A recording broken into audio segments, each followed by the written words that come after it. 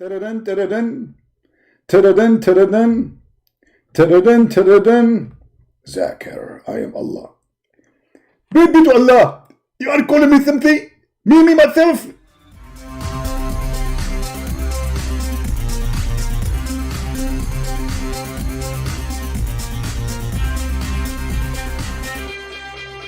Hello everyone, and peace of Christ to all of you. Please invite your friends. And today our topic is about science. And you know, science is a very well-known games. The Muslims, they play always in order to convince us that their God, He is the God of science. Actually, for sure, Allah is the God of science. I mean, one of the reasons convince me that Allah is a true God is His science. So today we are going to see how scientifically the Islamic science. You see, the Muhammadan, they might agree that there's like thousands of mistakes of science in the Quran.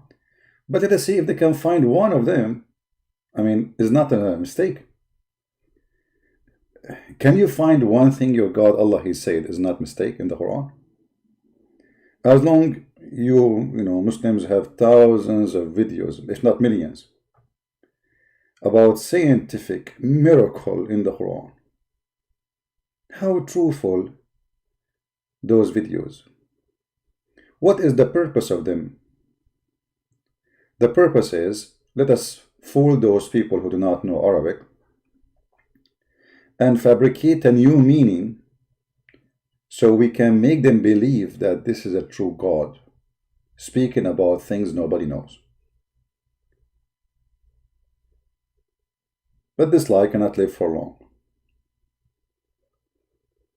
because we have all the tools to expose it.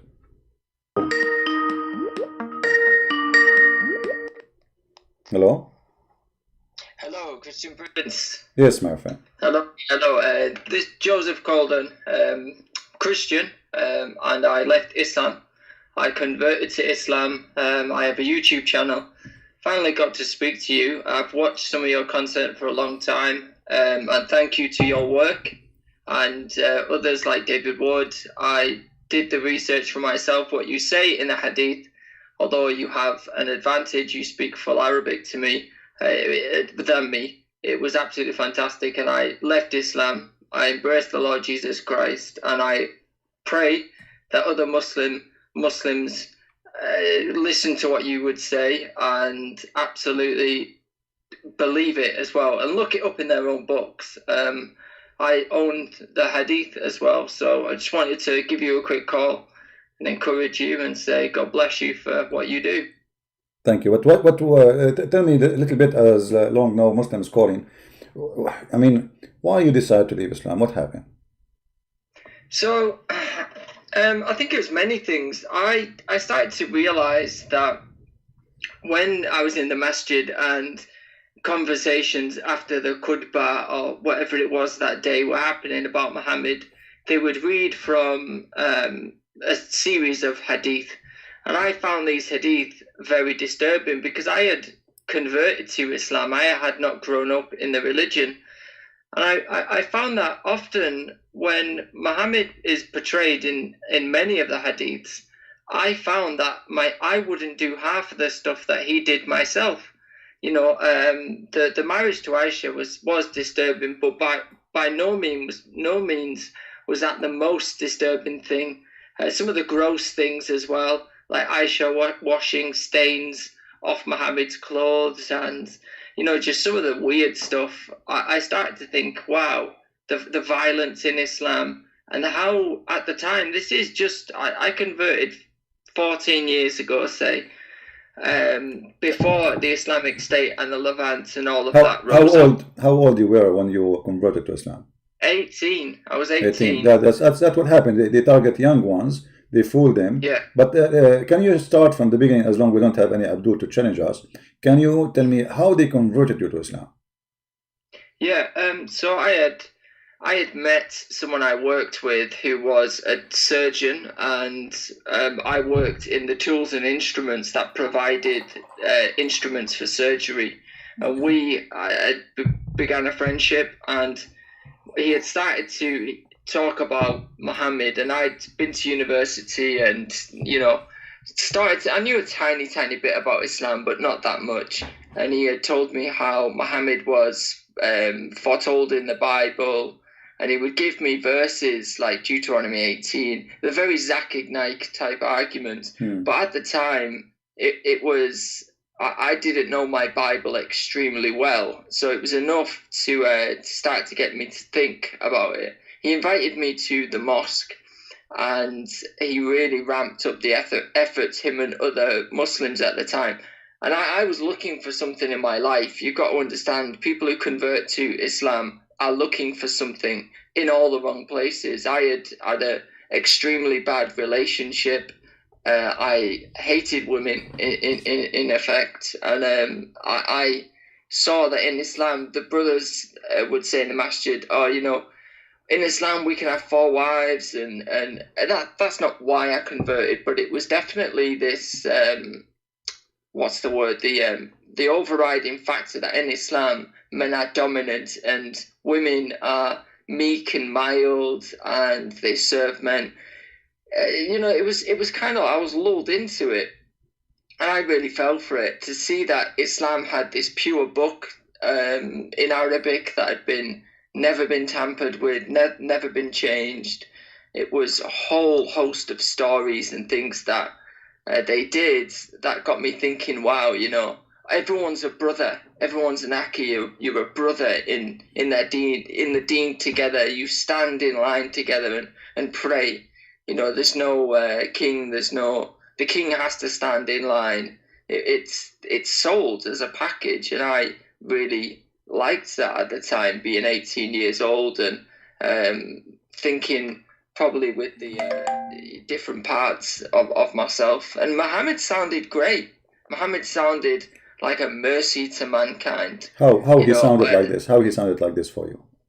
They used to give hadith like how Muhammad would feed water to a dog, and even though he's afraid of dogs. But Muhammad, he ordered to kill the dogs. Guys, imagine, Muhammad, he said, if a woman, she gave water to the dog, she will go to heaven. But he is the one who ordered to kill the dogs. Yeah. Yeah. You know the type of hadith that they give to make Muhammad seem almost like an angel. Mm-hmm. You know, they really change who he is as a person. And what I've grown to believe is that actually they believe it. They believe it, and they make others believe it as well. They don't read Muhammad from what's in the pages of their own books. So I went and I met a Muslim girl, and we were very, very quickly put together to cement her. She was another convert, and I'm English, so she's another English convert. So they put us together thinking that we're going to have white Muslim children. You know, they have this dream in the UK, at least, that they're going to convert everyone to Al-Islam. They're going to convert everyone, and eventually Sharia will be the dominant force, the dominant political force in the country. And they start with winning people's minds and getting them in the faith. That girl now, she wears a niqab. Her mother speaks to me, but she doesn't speak to her own daughter, because her daughter nearly joined ISIS. You know, I know people who I would speak to back in the day before ISIS was a big thing, that have gone to fight for the regime. You know, so you tell me, is Islam peaceful? Well, why is it that everything, quite early on, your salvation is based entirely, the best salvation you can get is to die as a jihad. That's the only way that your sins will be taken care of, you know, is martyrdom. I think I became disillusioned, you know, after so many years, to try and find this Muhammad that just did not exist. He's just not there. You want Muhammad to be like Jesus, and that's what Muslims think. He is like Jesus, but he's absolutely not a speck on his sandal. And I came to say that I know the true and living Christ. You know, it took a long journey to get there, but I just became disillusioned. But the one thing that I'm sure of is Muslims believe what they say about Muhammad, and it's up to people like yourself and others now on YouTube doing this fantastic work to get them to see that it's not true. It's just simply not true, and to stop lying to themselves and see what's in the hadith. You speak Arabic, and I've seen Muslims themselves argue about the way you pronounce something. It's a tiny mispronunciation because they can't argue with what you bring, which is the truth about Muhammad. I learned that early on. I used to read the hadith, and my wife is a born Muslim. We had an Islamic marriage. We were married Islamically and all of that business. And she's born into the religion. And when she used to kind of look at my study notes, she started to see some weird stuff that I wrote down, saying Muhammad Zainab, the issue of Zainab. He looked at her and he was lustful after her.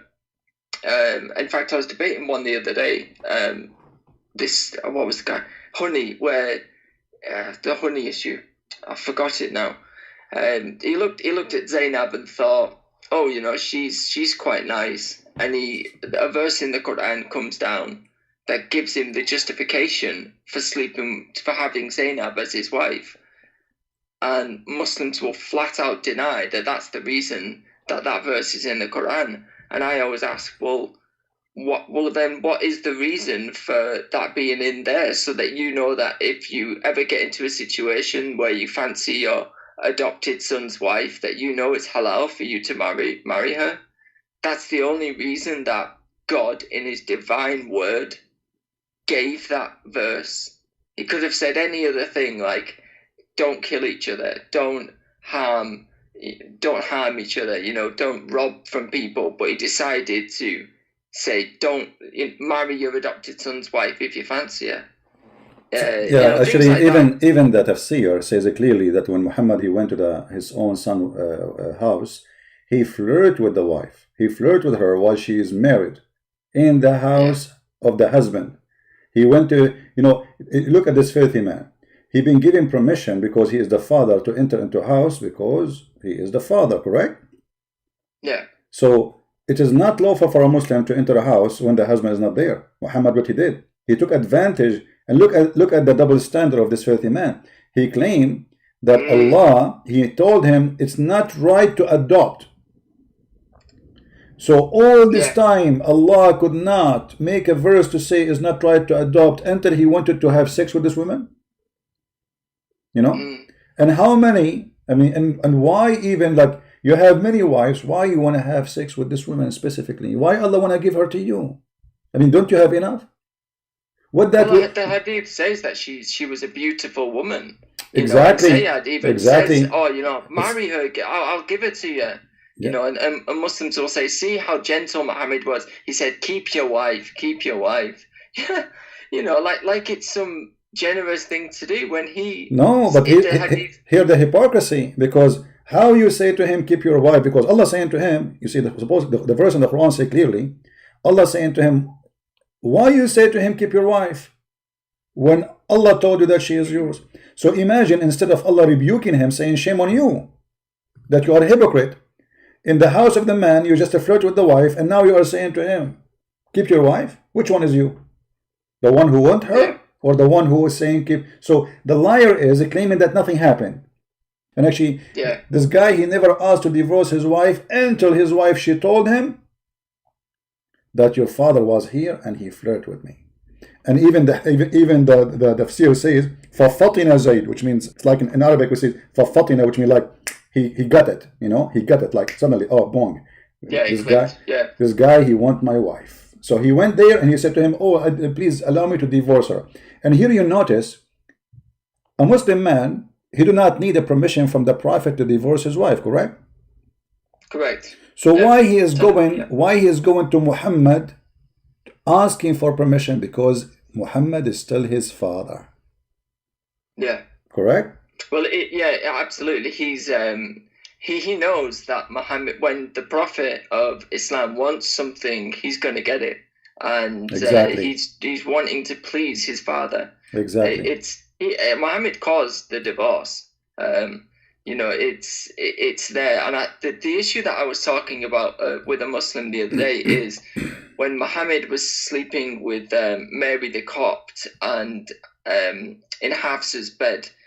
He gave me a hadith that he said, "Oh, this is from Aisha," which said the Quran. I'm sure it's Quran 61 or 60.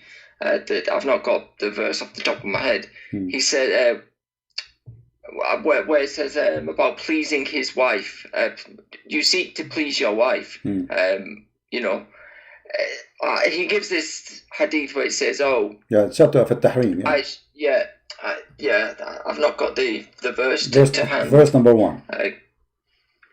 So he says, seek to please your wife." And the hadith that he gave was saying Aisha says it was about honey. And I gave many of the hadith and evidence saying it's not about honey. This is about Muhammad sleeping with Mary the Copt in Hafsa's bed. Exactly. You know the verse that I'm talking about and the hadith that I'm referencing. Not very well, but I'm trying to think of it off the top of my head. Yeah, this is in their books. This is what their books saying, not us. We were not there. The only information we have about Muhammad is what Muslim says about Muhammad. And the second you quote for them what they themselves say about Muhammad, they refuse it. They pick and choose which ones they want, which is why I come to see my friend, okay, so you decide to leave Islam by yourself or somebody help you? To understand I did it by myself. Okay, good. So what about your wife now? Your wife, you said she is born as a Muslim, and now she gave her life to the Lord Jesus. Amen to that. We both are Christians. It was a long road to kind of seeing the disillusionment with Muhammad and seeing as well that many Muslims are actually sad. They're very, very sad.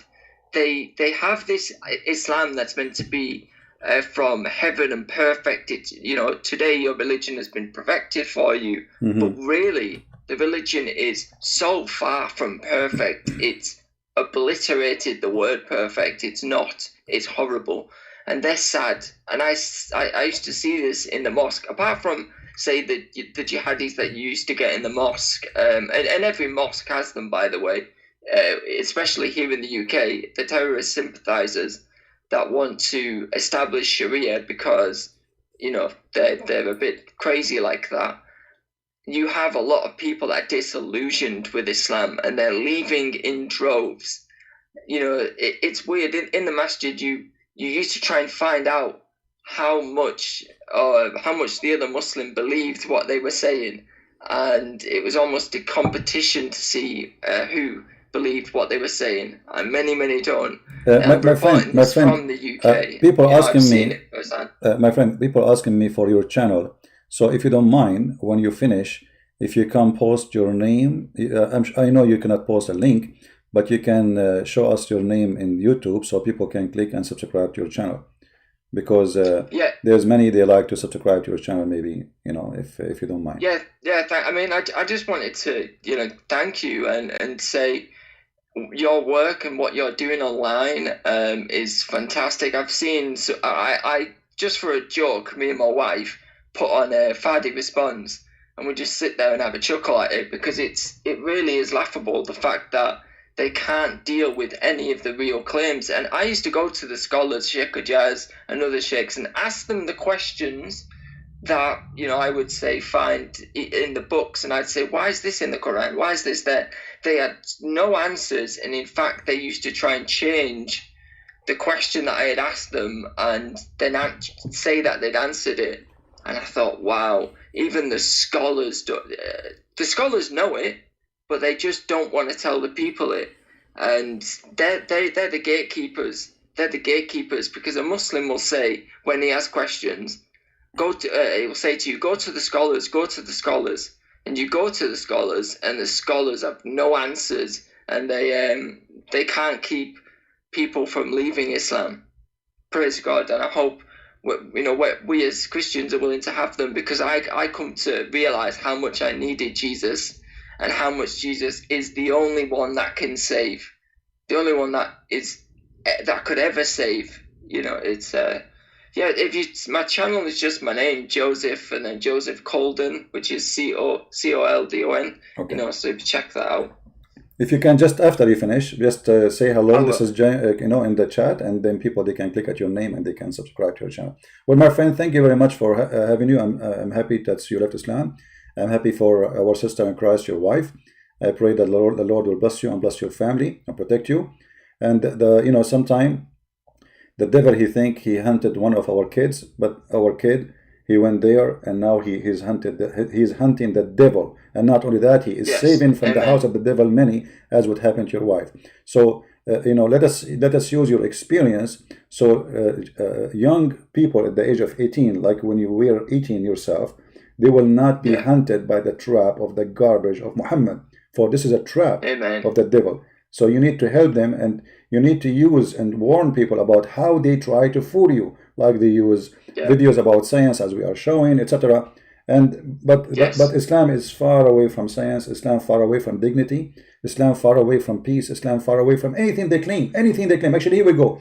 My Skype is open. They use the science argument. I'll leave with the fact that they used to give me the books. I've kept every single one of them in my cupboard. I've got all of the books that I was given over the years. I've bought, just so that I can pull them out and say to people, this is what their books say, this is what they've tried to use, and this is how false it is, and how when they say science, the sperm is between this and or the world was round and things like that. It's garbage. It is absolute garbage. It's a fraud. The fact the Quran says clearly the earth is flat. The earth is flat, and Muhammad, he made it clear that the sperm stay alive for 40 nights, 40 days, and I can show it right now. We don't make things up. You see, they make things up, and because they are following the devil. We don't. Yeah. Here we go. It's in front of us. He says that you are gathered inside your mother as a semen, for 40 days. As a semen for 40 days. And then another 40 days for the same period as a piece of blood. And then for other, Muslim, do you see it? This is your Muslim translation, but this is not mine. The creation of any one of you is this, that semen is collected in the womb of the mother for 40 nights. So let me introduce myself. I'm a Christian prince, and I was doing a tourist in my mother womb for 40 nights, watching TV and Amazon Prime. Because it was Corona time. I could not get out. What I can do? And I was a seaman at that time. 40 nights. I mean, who in the world want to believe in such a garbage? And if you say to them, do you agree with this? You say, no, brother, this is a weak hadith, but this is Sahih. This is Sahih Muslim. So they've tried it all, and I'll let you continue your live stream, but be encouraged that the work that you're doing is great, and people are seeing the disillusionment with Islam, and they need to look closer at Christ and see the truth that only He is. All right, brother, I'm gonna go. Okay, thank you, my friend. God bless. Take care. Bye bye. God bless. Bye bye. This is a great example how your son can be a victim of this cult. This is why you need to let your children learn. Don't just take your knowledge from here and just keep it for yourself. You need to share it with your family, so they will not fool you. This person is a victim of the society, by the way, because the society did not provide him education about this cult. So he go to work, he go to school, he go to street, and then he meet people who they start fooling him, and he don't know. I mean, how I can blame him? Do you remember the story of the 16 years old? He was 15 actually. They smuggled him from Australia. Imagine Australia, look how powerful they are as a gang, mafia. They smuggled the kid from Australia, he appeared in Syria. A week after he committed suicide, bombing in a car. His father, he noticed that this is his son in TV. Where is the family? Where is the family? How your son end dead? And now you just notice that your son is not there? This poor guy, 16 years old kid, pure kid, I can call him pure. He's a victim of the devil, but he's a victim of his family. His family did not teach him. You see, you have a duty to teach your children. Otherwise, your children can come against you. The devil will use them to fight you, and this is the purpose of this conversion thing. They want to make those children, those English people, they want them to be the enemy of their own country, so they can take over the country by using them. They do not need to import a terrorist from Afghanistan or from Syria or Iraq. No, we will make a local ones here. We convert them, we brainwash them, and you go and carry a knife and say Allahu Akbar.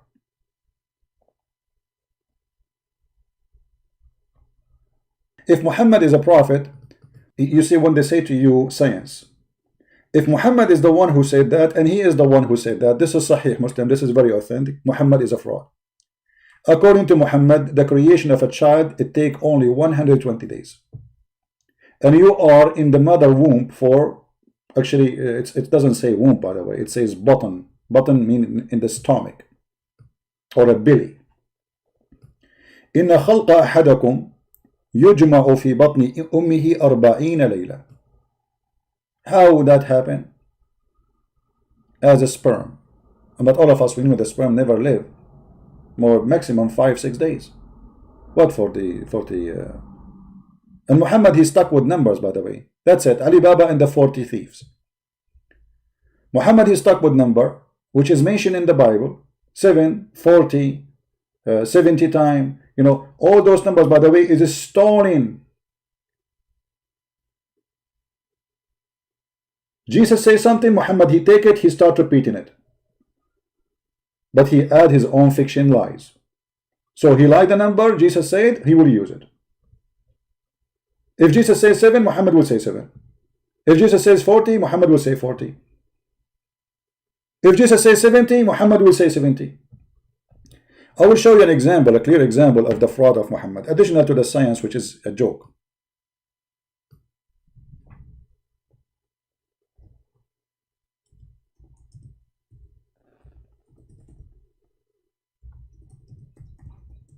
A clear evidence that Muhammad is nothing but a fraud. Read carefully. And this is what? This is Sahih al-Bukhari. Muslim cannot say to us it's a lie. They cannot. Sahih al-Bukhari is the most authentic book after the Quran. The second, the women, she said that this is the punch of the grave. Muhammad, he learned from the Jews just today. After that, Muhammad, he never prayed to Allah without saying, I seek refuge by Allah from the punishment of the grave. And since that day, whatever Muhammad is saying, he repeat the same, I seek refuge by Allah from. That's it. A Jewish, if a Jew, she said that, it must be true. And then Muhammad, he learned from the Jews that the punishment of the grave is because of urine. And look what? Exactly, he said the same.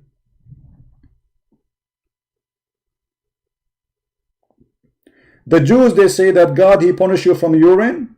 If urine touch you, this is what they say to their kids so they can stay clean. Muhammad, the fool, he took it, he make it as a teaching of his God. Imagine God will punish you for urine in the grave.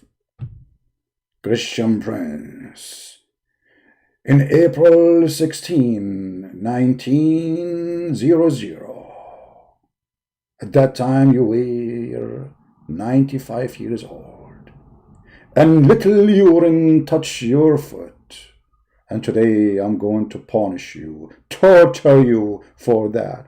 And Christian Prince, please Allah, please, it was little urine, please. No, it was a lot of urine. It was a drop of urine. Please Allah, forgive me, it is just a urine. Yes, there's things I don't like in life. Pepsi Cola, Starbucks, and urine. Please Allah, I did not go to Starbucks and I did not drink Pepsi Cola. But you did urine, and urine touched your feet. Allah, please forgive me, I will never do it again.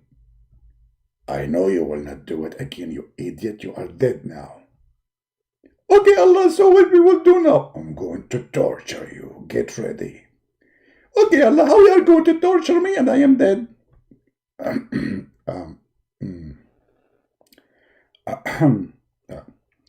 Hold on. I'm going to call Zakir Naik. Taradan, taradan. Taradan, taradan. Taradan, taradan. Zakir, I am Allah. Praise be to Allah. You are calling me something? Me, myself? Exactly. A guy, his name is a Christian prince. He did urine. I'm going to torture him, and he got me in the corner. He said, how are you going to torture me, and I am dead? So what I should say to him? First of all, the answer is very simple. I don't give Allah, you do as you wish. Okay, hold on. Let me say that to him. I am Allah, and I do as I will. Allah, but you do as you will, no problem. But nothing left of me. I mean, don't you see? I don't feel anything. Touch me. I feel nothing. Hold on. Zakir, did you hear what he say? No, Allah, I'm not in the phone.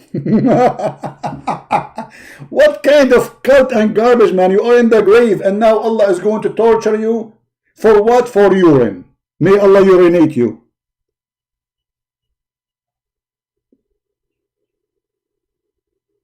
This is God. And this is science, by the way. This is science. Pure science. Urine. We seek forgiveness from Allah for the urine we did in our life. Allah will not torture you in the grave for raping women, children, killing, theft. No, He will torture you for urine, brother. This is God. This is God, the God of science.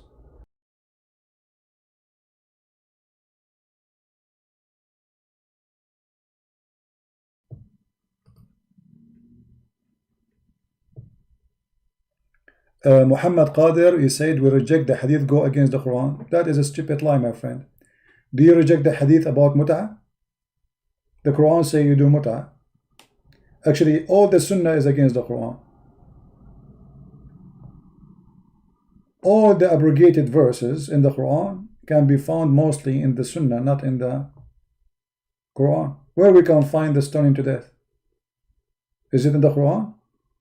So if you refuse anything against Quran, then you should not follow Muhammad. Follow Quran only, and that will make you not a Muslim. So don't lie to yourself.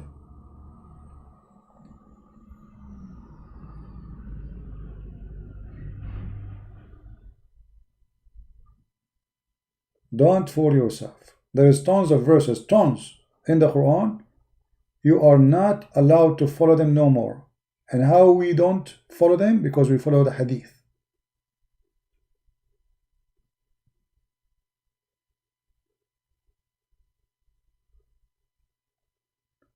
Muhammad Qadir saying it is evil to say we love our enemy instead of, oh, this is because he is following Shaitan. Satan teaching him that. So what we can do? For him, his God is Satan. He taught him to hate everybody. Because in Islam, everyone is not a Muslim, is your enemy. If you go in the Quran, you will find it clearly, the Quran saying you cannot even be friend, even with your family members, your mother, your father, your brothers, from your blood, if you are a true Muslim. So, according to Islam, everyone who is not a Muslim is my enemy, including my family. Chapter 58, verse number 22. It says, thou will not find any people who believe in Allah and the last day loving those who resist Allah and His Messenger, even though they are their families and their sons. It doesn't say, by the way, it says their fathers and their brothers and their sons and their tribe. A true Muslim, he should not love anyone, for he is following the devil, and the proof in front of you.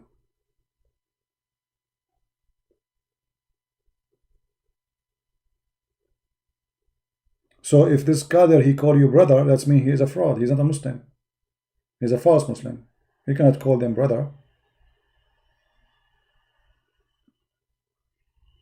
According to the Quran, only Muslims are brothers.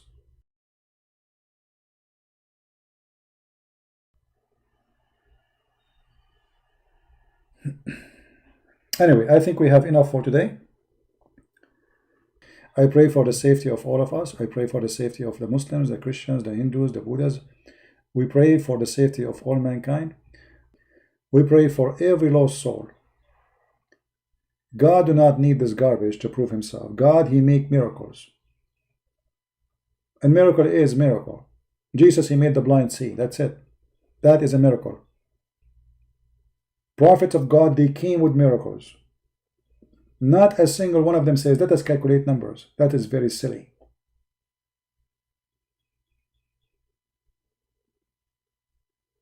And miracles is something nobody can do.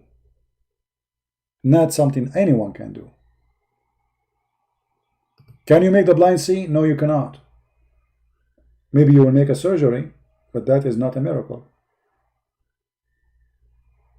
One of the funny things the Muslims they say about Jesus do all those amazing miracles, they say in the time of Jesus, the science was advanced. What science was advanced? People, they are dying, and until now there's people, they are blind. A person who is born as a blind is born as a blind. Jesus did not give him medicine. What science was advanced? In the time of Jesus, science was advanced. What about today? Muhammad came 600 years after Jesus. Science was advanced at that time. 600 years after. So it was advanced in the time of Jesus, but it's not advanced 600 years after. So why Muhammad don't have any of the miracles of Jesus? Because simply he's a fraud. When Jesus said to the man who cannot walk, did he give him a medicine? No, he said to him, carry your bed and walk.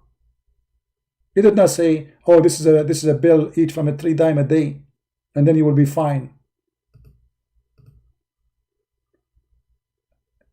The way the Muslim try to explain why the Messiah is amazing in his power is funny and stupid. But they are desperate, bankrupt followers of a bankrupt cult. Nothing of the Messiah he did because he compared to science. And it's not even scientific. You cannot make a blind man see by putting a spit in his eyes.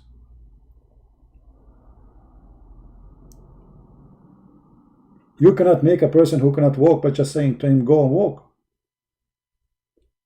You cannot heal a woman who is bleeding just by touching your dress. That is not science. That is a miracle. Muhammad, he was able to do nothing. And then you open the book of the hadith and you will find tons of stories about miracles Muhammad did. But the Quran says clearly Muhammad have 0. We refrain from sending miracle, the Quran says. وَمَا مَنَعَنَا. What? وَمَا مَنَعَنَا. Nothing refrain us from sending miracles except people from the previous generation, they refused to accept them. Chapter 17, verse number 59. Allah refrained from giving miracle to Muhammad, and the excuse, you will not believe it, which is false. Because we Christian, we believe in the miracle of Jesus, and we believe in every single miracle happened by the prophets before Jesus. So that was a clear false excuse. I want to say thank you guys for being here, staying with me all this time. It's not easy to sit all those hours, but I pray to the Lord to open our eyes, to keep us safe, and to forgive us for our sin when we do so, and we repent to Him, and we ask for His forgiveness. Thank you. God bless you. Christ is Lord. Islam is false. No matter how false, try to prove itself to be true. We always prove it wrong. Thank you. God bless.